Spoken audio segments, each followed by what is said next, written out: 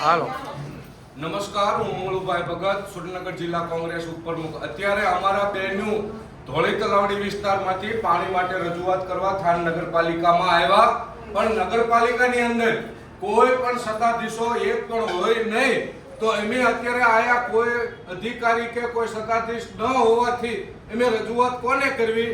અમે ખોબલે ને ધોબલે ઈવડે એને મત આપ્યા છે, અત્યારે અમે એમને ગોતવા જવી છીએ પણ જડતા નથી।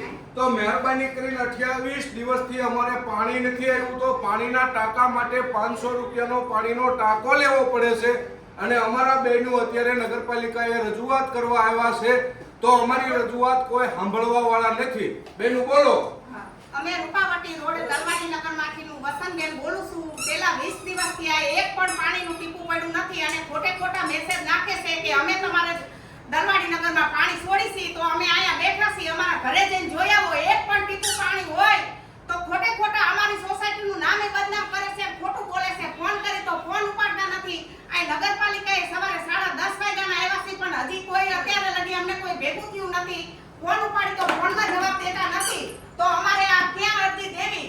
તમે કોઈ અહીંયા અમે આવી નથી, અમને કોઈ જવાબ દેતું કે નથી ભેગું થાતું। બોલો બોલો કરતો બોલ્યા વગર કહો તમને ઓળખશે નહીં અને કોઈ બોલે એના બોલ દેખાય છે। બોલો પાણી ખાવ તો ઈ બોલવાનું છે, પાણી તમારે તકલીફ છે ઈ બોલવાની। બોલો। મને ન બોલતા આપણને આવે નહીં શું બોલવાનું હોય? બોલો। અમે દલવાડી નગર થી આવ્યા છીએ, અમે 15 દિવસથી પાણી નથી આવ્યું, તો એને અઠવાડિયે એક વખત તો પાણી છોડવું પડે ને। અમે પાણીના ટાંકા ઠલવાઈ છીએ, અમારે ખાવાનું કરવું કે પાણીના ટાંકાનું કરવું, અને ગમે તાર આવે તો કે અમને મત આપ્યો નથી, અમને મત આપ્યો નથી, તો અમારા દલવાડી નગરનો મત ક્યાં જાય છે ઈ અમને જણાવો હાલો।